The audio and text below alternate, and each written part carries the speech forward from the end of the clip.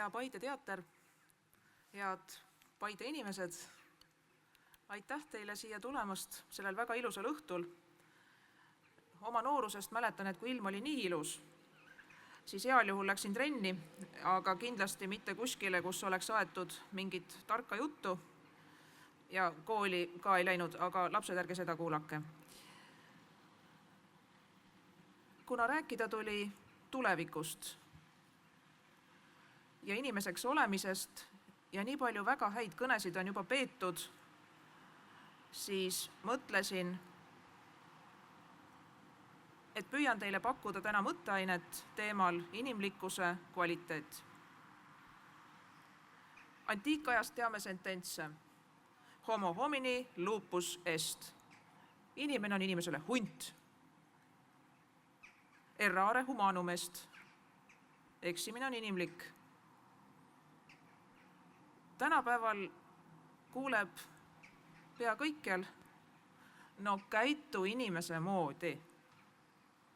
Inimlikkust jääb puudu.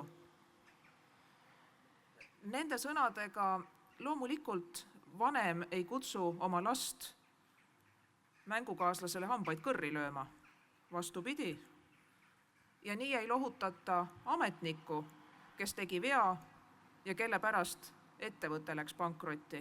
Noh, et ikka juhtub, pole viga, ära muretse. Tundub, et inimlikkuse mõiste ja tajumine on ajas muutunud ja selle mõistega on samamoodi nagu kvaliteedi mõistega. Kui öeldakse, et miski on kvaliteetne, siis mõeldakse, et see asi on hea. Ometi võib kvaliteet, asja omadus olla nii hea kui halb ja enamasti, mis seal salata, on lihtsalt keskpärane. Tänapäeva harilikus kõnepruugis tähistab inimlikkus lahkust, mõistmist, hoolimist, kokkuvõttes õilsat inimtüüpi. Julmus, kadedus, ahnus oleks aga justkui inimesele mitteomased, haruharvad puudused, mis küljes mõnel üksikul, kui üldse. Ja kui inimlikkusest nõnda mõelda, inimese omadustest nõnda mõelda, nii hästi, siis pole ju teab mis tähtsat rolli ei riigivalitsejate hoolikal kontrollimisel ja pidurdamisel, ei oleks rolli võimu jagamisel, võimude lahususe ja tasakaalustatuse põhimõttel, ei ole tarvis inimõigusi taga ajada ja poleks vaja põhiseadustki. Milleks? Kui inimene on sünnipäraselt tark, tasane ja ennast ohverdavalt lahke.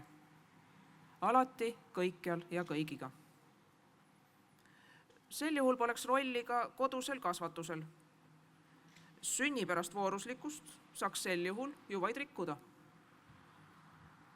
Ja muidugi poleks tarvis kooliharidust. Milleks? Kogu klassikaline kirjandus, mida me teiega tunneme, taanduks aga ulmeliseks mõttelennuks, kui üldse elust enesest, siis mingite võõraste elust kunagi ammu ja kuskil mujal. Mina väga tahaks uskuda, et just nõnda need asjad inimlikkusega ongi. Ent miski sunnib ikka, mingi kahtluse uss sunnib ikka küsima, et kas tõesti on inimese olemus ja hing 2000 aastaga läbinisti ja muutumatult uueks kasvanud. Kas tõesti on nii, et inimene pole salamisigi enam konkurendile hunt? Ei ole natuke väike inimene oma tungide, hirmude, nõrkuste, kavaluse ja kahjurõõmuga? Kas kärbeste jumal, Šveik, kuningas Liir, rehepapp ja kõik need teised on inimesest ülekohtuselt võika karikatuuri maalinud? Punaste õhtute purpur ei tule mitte kuskilt ja selle ärakorjamine aastal, mil kooli läksin, ka mitte. Läänerindel muutuseta puhastus lendas üle käopesa. Need kõik ei ole mitte millestki ega õigupoolest kellestki või kui, siis kuskil mujal kunagi ammu kellegi teisega. Filosoofid, va muiduleivasööjad, on aga inimest ja olemist mõtestades juba sajandeid lihtsalt tühja tuult tallanud või nagu Eesti vanarahvas ütles, varest vihelnud. Kardan, et mitte. Alles ju see teine maailmasõda lõppes. Veelgi lähemal on muud sõjad, piinamised, inimeste õiguste rikkumised, kaasinimese alavääristamine ja allasurumine kahjuks juhtub vaata et iga päev kuskil kellegagi, ka siinsamas. Ja tihtipeale saadab seda kõike rahva enamuse aplaus. Niisiis, mis parata? Vist on ikka nii, et inimlikkusest kõneldes ei räägita mitte sellest, mis inimesele loomuomane on, vaid hoopis sellest, milline inimene võiks olla, aga vaat ei ole. Ei maksa ka liialt kurvaks muutuda ega liiale minna. Nii nagu kvaliteedi rahvakeelset tähendust hea pole põhjust vastupidi keerata, mis juhul kvaliteetne kaup oleks kehv kaup. Nii pole õige väita sedagi, et inimlikkuse vaikimisi vaste on ilmtingimata jõhkrus. Et iga kaasinimest peaks piidlema kahtlustaval, umbusaldaval pilgul, kätte saad, löö maha. Ei, see pole ka nii. Inimene on lihtsalt inimene kõigi oma vooruste ja oma puudustega. Usun sedagi, et inimene tahab tegelikult olla hea. Igaüks. Tunded ja mõistus loovad selleks vajalikud eeldused. Pere, kool, ühiskond kõigi oma reeglitega õpetavad üksteist mõistvat ja toetavad kooselamist. Haridus ja kunst kõige laiemas tähenduses teravdavad aga hea ja halva eristamise tundlaid veelgi. Head teekaaslased, ju pole teilegi võõras see mõte, et ajaloost tasub õppida. Ajaloost tasub õppida, sest kõik, mis oli, võib jälle tulla ja tõenäoliselt tulebki. Inimene ja kogu ühiskond võib metsistuda õige lihtsasti, palju pole vaja. Ärgem unustagem, et avalik arvamus, enamuse meeleolu, hetketunnetus on hõlpsasti kujundatav, tegelik tahe moonutatav. Ja enamuse hetkeemotsioonil põhinev tahe ei pruugi end sugugi alati ilmutada tarkuse ja headuse vormis. Ajalugu lihtsalt näitab seda ja ajalugu kardetavasti ei valeta. Seesama avalikkuse hetkeemotsioon võib kaasaja demokraatias ja riigivalitsemise korralduses määrata kõikide õigused ja vabadused peaaegu et hetkega trellide taha, kaalumata ja otsekohe. Ja just siis on vaja neid, kes julgevad meenutada inimõiguste jagamatuse, võõrandamatuse, universaalsuse ja võrdse kehtivuse praktilist tähendust. Ei või mitte keegi meist oma hinge peale võtta pattu, teisi väärtuse järjekorda sättida, kes rohkem väärt, kes vähem, kes mille ära teeninud. Kellegi töid ja elamise viisi pole õigust täitsa valeks hinnata. Ammugi mitte kedagi hoopis mitte inimeseks tembeldada. See kõik oleks patt. Olen kaugel sellest, et öelda, et see meie kari, et see on absoluutselt kõik inimesed maailmas, ega vist. Selge on see, et mitte keegi ei või nõuda teiselt ta enese elust loobumist. Ja mitte kellelgi, ka Eesti rahval, pole sundust võõrastele ohvriks tuua oma väärtusruumi. Ei ole. Just inimlikkuse pärast tema kõikides varjundites on tarvis humanistlikku põhiseadust, inimõigusi kaitsvaid lepinguid ja sõltumatuid kohtuid. Vana köstri sõnadega tuleb lihtsalt oma hinge eest hoolt kanda. Just sellepärast, et oled inimene, kõigega, mis inimesele omane. Iga päev tuleb treenida endas ettenägelikkust, arutu õhina taltsutamist, kaastundlikkust, teistsuguse mõistmist, nii raske kui see ka pole, vastutustunnet ja lõpuks võimet rahumeeles eriarvamusele jääda, kui on tarvis. Rahumeeles.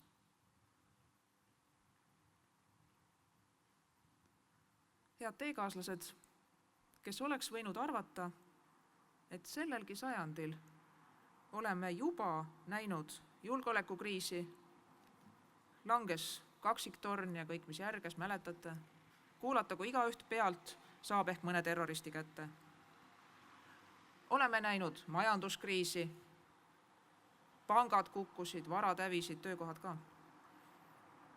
Ja nüüd oleme näinud tervisekriisi. Ja seda, kuidas need kriisid mõjusid pealt näha päris heas korras õigusriigile. Halvasti mõjusid. Reeglitepõhine asjaajamine ja põhiõiguste kaitse lendasid pika jututa üle parda. Milleks, kui hakkame uppuma? Õnneks ei tulnud seekord lääne ilmas päris sõda. Mäletate Šveiki avalauset? Nii nad tapsidki meie Ferdinandi, ütles proua Müllerova Šveikile ja Šveik muidugi küsis arukalt, millise Ferdinandi. Seekord tuli hoopis üks suur vapustus. Mäletate Chalice'i laulu? Seal on hiilgav rida. Mingi tüüp sööb Hiinas nahkhird ja kõik ongi katki. No vot, vapustus tuli. Just selles siiruviirulises inimlikkuses, mida oleme näinud ja näeme iga päev, peitub vastus sellele, miks peab sundravi olema äärmine, kõvasti kontrollitud erand.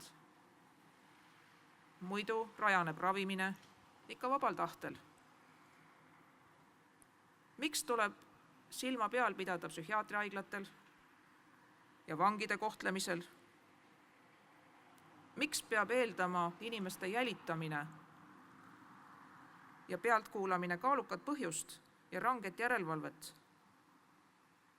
Sellepärast peabki, et inimene on inimene. Inimlikkus ei ole ainult hea ega halb, vaid on mõlemat.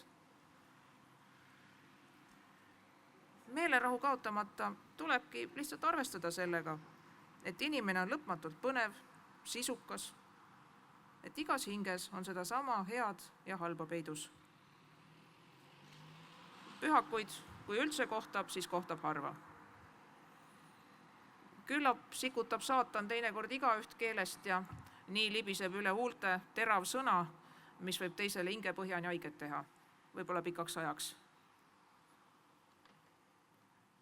Ega inimesele, kui enda sisse õige teraselt vaadata, ole ka üleoleku tunde eksponeerimine võõras. Vaadake, palle korraldatakse nendele, keda sinna ei kutsuta.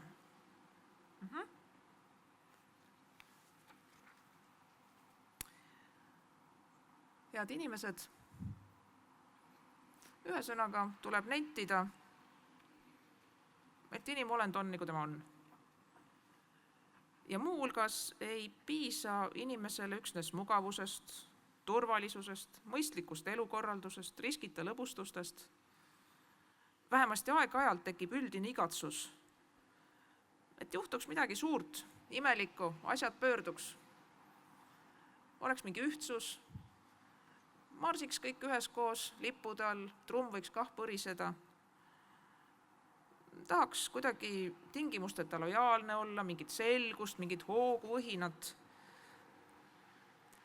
Umbes nõnda seletas George Orwell ka teise maailmasõja eelset vaimustust. Lihtsalt, isegi kui rahu ja heaolu parasjagu on, ikka võib villand saada. Jälle üks väga suur üleskutse ja väljakutse. Üleskutse otsida heas mõttes inimlikkust ja väljakutse seda halvemat alla suruda. Tulevikule mõeldes tasub ajaloolisi tõsiselt võtta, nagu öeldud. Näiteks aeg-ajalt loen üle ajaloolase suursaadik Margus Laidre artiklit 2 minutit vihkamist. Selles essees arutleb ta muu hulgas viha ja vimma põhjustest. Vaat, üks huvitav paradoks on, ja nimelt mõni uuringki näitab, et mingis mõttes on inimesel lihtsam ja rahulikum elada avalikult ebavõrdses ühiskonnas. Keegi ei väidagi sulle, et sul on võrdsed võimalused ja see, kes sa oled sellepärast, et sa oled see, kes sa oled. Ei, vastupidi. Äkki ongi see nõnda? Ebavõrdsuse tunne üldise võrdsust väitva sisenduse taustal ajab rusika kohe eriti rulli. Ja siit veel edasi, jälle kriitiliselt inimhinge vaadates endale ka. Vahel ei piisa ju rahuloluks sellest, et endal läheb hästi. Salamisi tahaks, et teisel läks halvasti. Muide, kui loete raamatuid võimust ja võimu taotlemisest, Daniel Vaarik rääkis siin väga hästi võimust. Näiteks võimu 48 seadust. Siis absoluutselt kõik, mida võimuvõitluses loetakse veaks, teeb inimese heaks. Teate küll neid võimuhaaramise seadusi. Ära halasta, ära abista. Kus viga näed laita, mine ja laida. Silmakirjalikkus, reetmine ja külm kalkulatsioon aga mõistetakse õigeks. Teisiti ju võimu ei saa ja teised teevad ka, öeldakse. Just, nii see ongi. Ja sellepärast on ettenägelik poliitilise kultuuri latti üritada ikka ülespoole upitada, mitte alla lasta. Ära tee teisele seda, mida sa ei taha, et sulle tehtaks, või veelgi nõudlikum. Ole teistele see, kes sa tahaks, et nemad sulle oleks.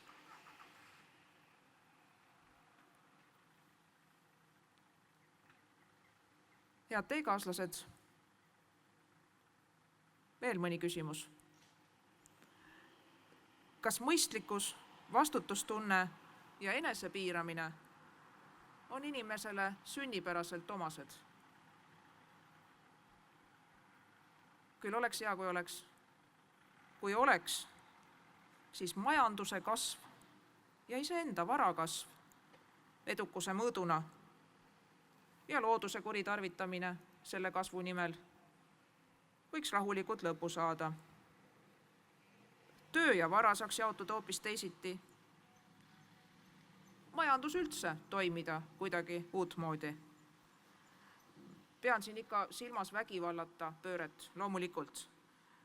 Seda, et äkki on võimalik, et inimest kannustavad jõud on ühtäkki totaalselt muutunud. Et ilma selleta, et võetakse inimestelt ära nende vara ja tuleb kogeda kõike seda, mida kolhoosidesse ajamise ajal juba kogeti, et ilma selleta on võimalik ühisomand, ühistöö, igaühele tema vajaduste järgi ja plaanimajandus toob õnne õuele ja nii. Nojah, äkki saab. Äkki ongi peale kasvavad põlvkonnad hoopis teistmoodi. Äkki ongi ühtäkki inimloomus, mis 2000 aastaga palju ei paranenud, nüüd äkki teinud õilsa hüppe. Inimloomus on palju paremaks saanud ja ajalugu läheneb õndsale finišile. Äkki. Aga kas osavõtlikkus ja eneseületamine on meil kõikidel pingutuseta põues?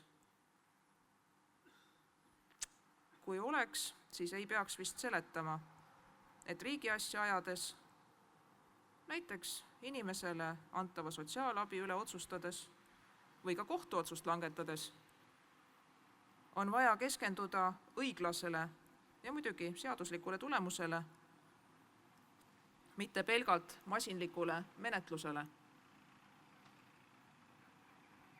Ausalt on kohutav näha, kui raske õnnetuse järel voodisse aheldatud inimeselt,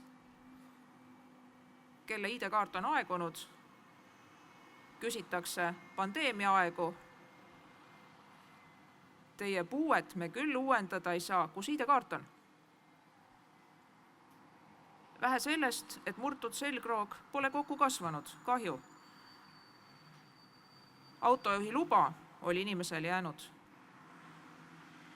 Alles selle sama seletuse peale oldi valmis möönma, et jah, saab nii ka, sest inimene on, selgroog on katki, voodis on, ID-kaarti pole, luba on ja loa peal on selle inimese pilt. Ja nimi ka, saab küll. Suisa võigas oli vaat et legendaarseks saanud juhtum meie ametkonna töölaualt, kus tagaselja surnuks kuulutatud inimene püüdis aastaid tulutult jälle elavaks saada riigi silmis. Masinlikult asja menetledes, inimesele otsa vaatamata, öeldi talle korduvalt: ei, me ei saa teie asja läbi vaadata, te olete surnud ju.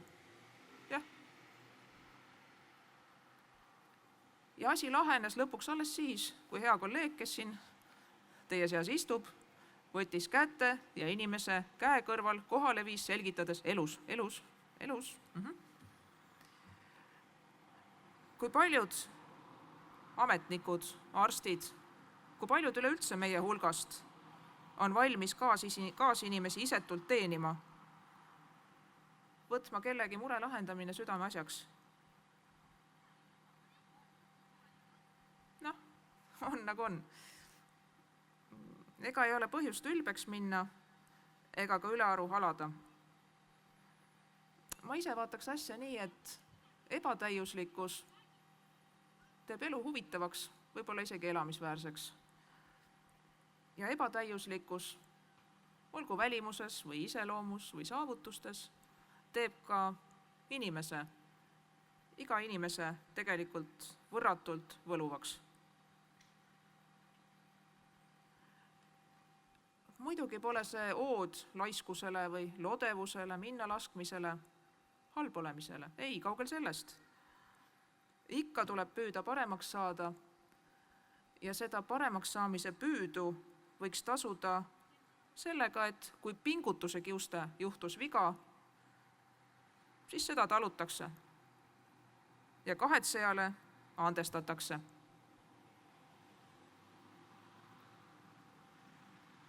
Ja rõõm. Head sõbrad, rõõm ei ole vähetähtis ega ebavooruslik. Tagasi antiikajas võib meenutada, kuidas Aristoteles voorusi ritta seadis. Prantsuskeelse sõnaga joie de vivre, särav elurõõm, oli tema meelest üks inimese tähtsamaid voorusi. Kas pole nii, et meie kõigi elukogemus ütleb, et inimlikust soojusest, olgu riigis, asja ajades või haiglavoodis, kui nii peab, isegi kaupluses, pole midagi tähtsamat. Just inimlikust soojusest, säravast elurõõmust.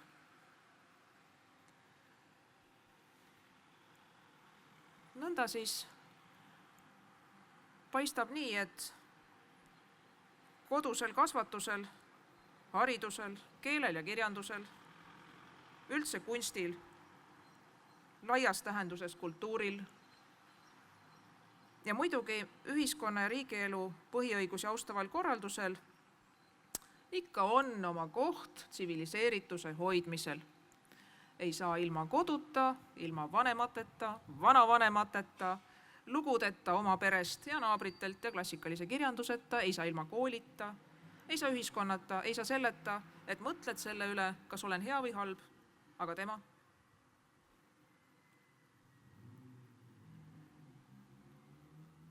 Põhiseaduslikkuse järelevalvegi, see õiguskantsleri ametkonna töö, ei ole ju muud kui igaühe väärikust, õigusi ja vabadusi kaitsva korra kaitsmine. Et püsiks süsteem, mis ei lase rööbastelt maha joosta.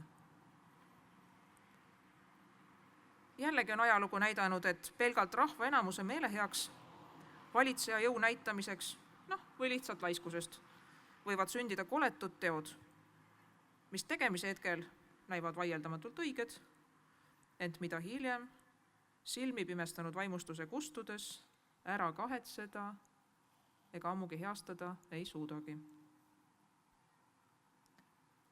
Ja lõpetuseks grusiinide imeline õigusriiklik vanasõna.